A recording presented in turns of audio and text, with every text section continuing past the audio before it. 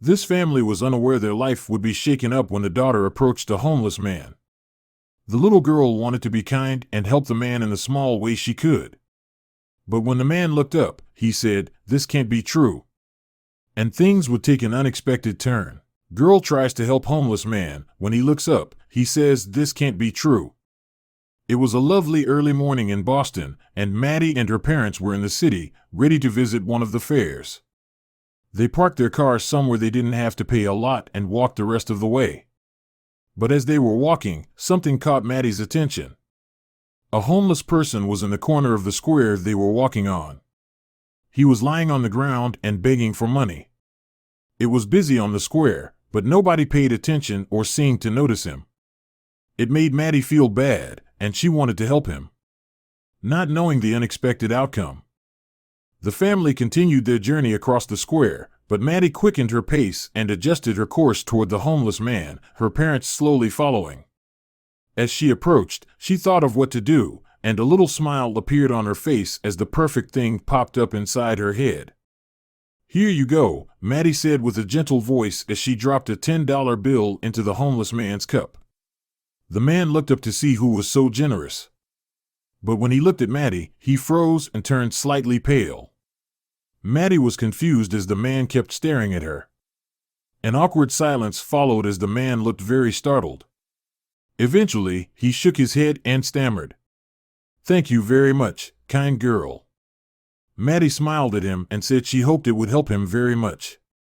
The homeless man was still stumbling over his words when her parents arrived. Her father immediately told her she couldn't run off like that. But when the homeless man thanked Maddie again for the money, he quickly took the situation in, causing his face to reveal some confusion.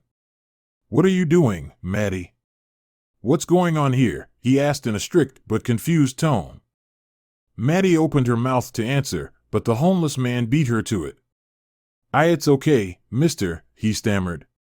Maddie realized he didn't want her to get in trouble.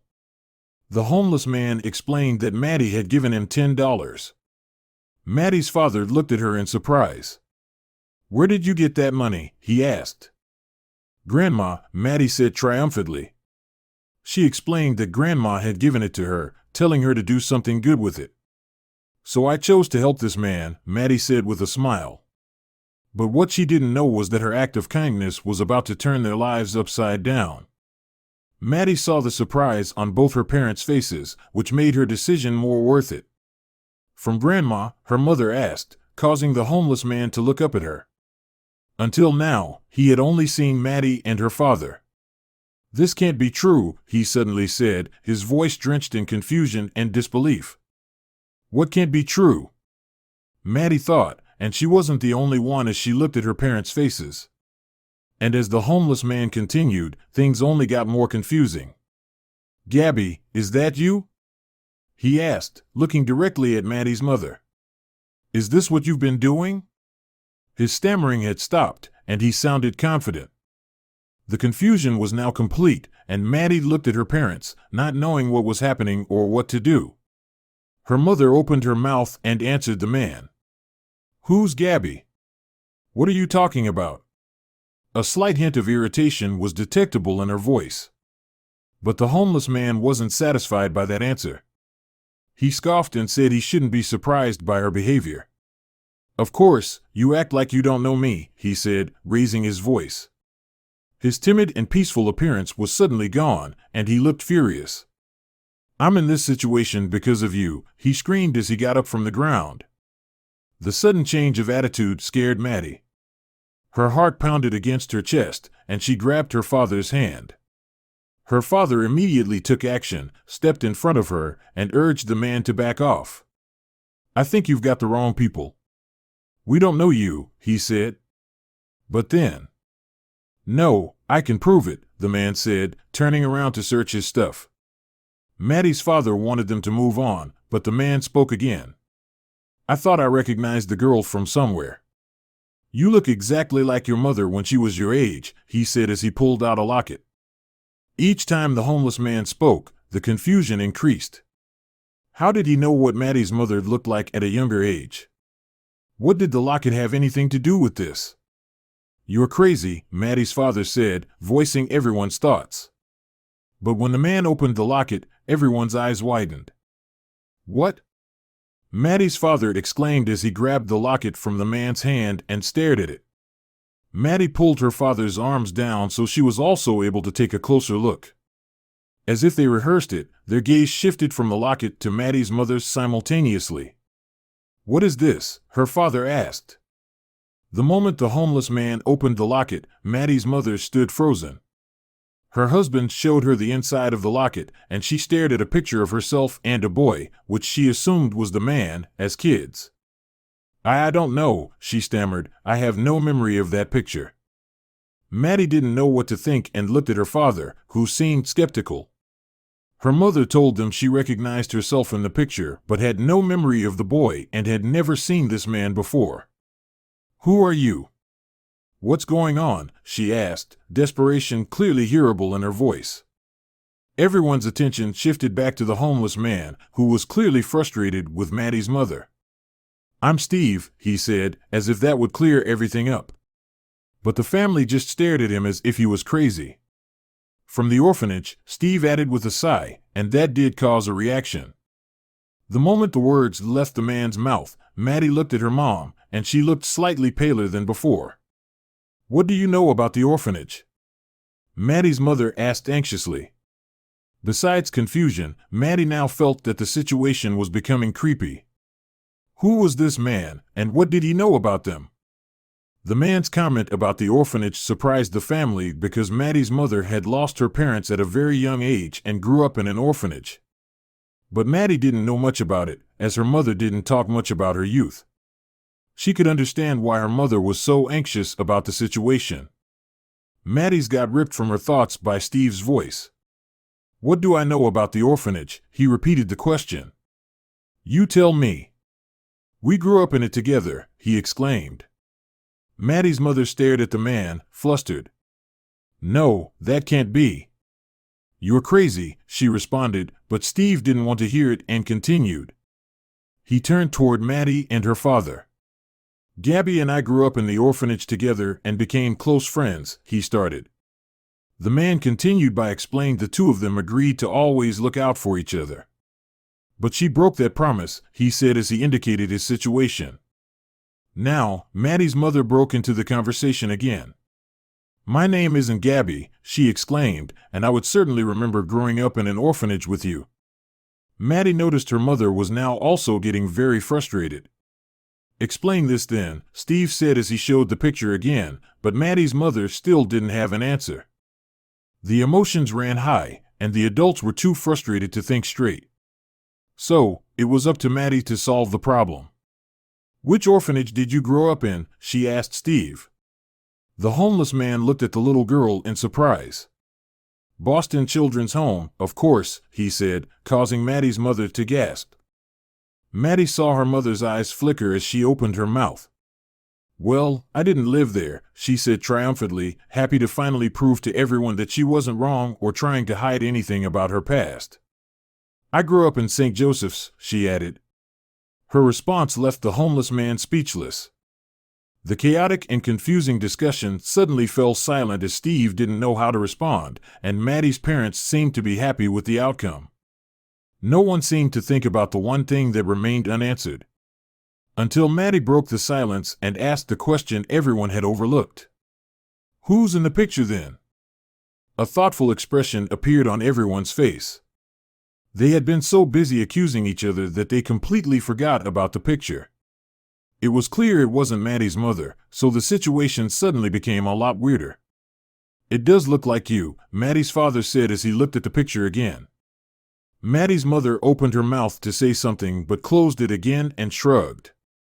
"I don't know," she eventually said with a defeated tone. She said she had never heard of the Boston Children's Home or met Steve. The family was confused, and the homeless man wasn't sure anymore.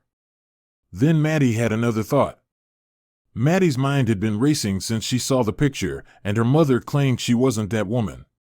"Maybe it's your sister," she asked, hoping her mother would have had some secret sister she had never told her about. But Maddie's mom responded that she didn't have a sister. But she wasn't very convincing. Maddie saw the cogs inside her mother's head turning, and her facial expression was saddened. She explained that her parents had died in a car crash early on in her life, which caused her to grow up in an orphanage. But it also caused her to know very little about her parents or other relations. So, maybe it could be? Maddie's mother thought out loud. Her voice was filled with hesitation and restraint. Was it possible for her to have a sister she never knew about? It seemed very unlikely and something that would only happen in movies, but Maddie was becoming very excited about the prospect. "We have to find out," Maddie exclaimed to her parents, and before they could say anything, she got help from an unexpected ally. "I agree," Steve said. "If you're really not Gabby, I want to find the real one," he said, still not fully believing the family's story. "It's worth trying," Maddie's father said. But Maddie's mother remained hesitant. She wasn't very excited about the prospect of diving into her youth, in which she struggled a lot. But her husband stepped closer to her, comforting her and trying to convince her. "You would never forgive yourself if you didn't find out the truth," he said. Maddie's mother weighed her husband's words for a moment and then took a deep breath. "So, where do we start?" she asked. A wide smile appeared on Maddie's face as she was happy they would search for her possible aunt. In silence, the group thought about what to do, and then Steve shared an idea. "I think the best place to start would be the orphanage Gabby and I grew up in," he suggested. The family quickly agreed that was their best lead. Before they continued, Steve asked if it was okay for him to join them, and before her parents could say anything, Maddie said it was. So, not much later, the group was inside the family's car and driving toward the Boston Children's Home. When he saw the weirdly composed group, the manager raised an eyebrow but approached them kindly anyway. "Can I help you with something?" the man asked when they reached the main entrance. As overexcited as she was due to this hunt for her mother's secret sister, Maddie immediately spoke up. "We're looking for my aunt," she said, as if the man would immediately know who that would be. The manager looked confused to the adults, who all showed some hesitance. Then Steve stepped forward. The homeless man approached the manager and explained they were looking for someone who grew up in this orphanage. "I grew up with her, but we fell out of touch, and I would love to see her again," he said, trying to convince the manager to help them. "Her name is Gabby, and we lived here 30 to 35 years ago." The manager was eyeing the homeless man from tip to toe and seemed hesitant to want to help Steve.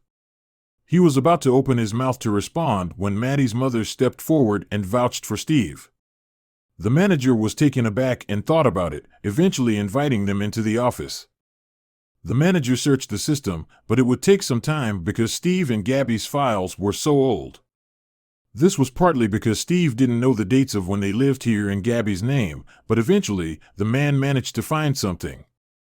But it wasn't going to be that easy. Because the family and the homeless man were complete strangers to the manager. He had never seen or heard of them before, and he wasn't comfortable giving them information about someone who used to live here. So, when he saw Gabby's number in the file, he decided to call her first. Maddie looked from her parents to Steve and saw anxious looks on their faces. They sat in silence and listened to the manager call Gabby, who may be Maddie's mother's long-lost sister. They were so close. The manager explained a man named Steve was trying to contact her, and then, at one point, Maddie held her breath, praying the woman agreed to give her information to them. Then, the manager hung up.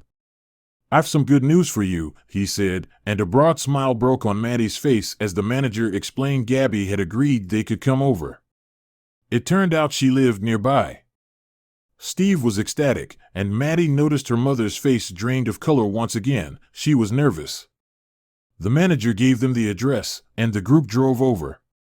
Once there, Steve jumped out of the car and greeted Gabby, who was surprised by his appearance. But when she saw Maddie's mother, she froze. Gabby and Maddie's mother stared at each other in disbelief. A feeling that was shared by the rest of the group. The two women looked identical, and Maddie's mother was instantly convinced. "I have a sister," she whispered as tears ran down her cheeks. Gabby thought the same, and the two shared an emotional embrace. When they finally let go, Gabby invited everyone in. Once inside, Steve explained what had happened since their last conversation. He made stupid mistakes, she always warned him about them, and things went wrong. Years later, I suddenly met this family, he said as he gestured to Maddie and her parents. And that was special. Gabby was sorry to hear about Steve's life and promised she wouldn't leave him to fend for himself again. I will get you back on your feet, she said. But then her gaze switched to Maddie's mother. But I also want to get to know my sister. If you really are my sister, she said. The two women agreed to do a DNA test to verify if they were family, and soon after, they learned they were twin sisters. After that, their bond quickly strengthened, and they helped Steve get back on his feet. Nobody had expected their family to grow when Maddie decided to help a homeless man.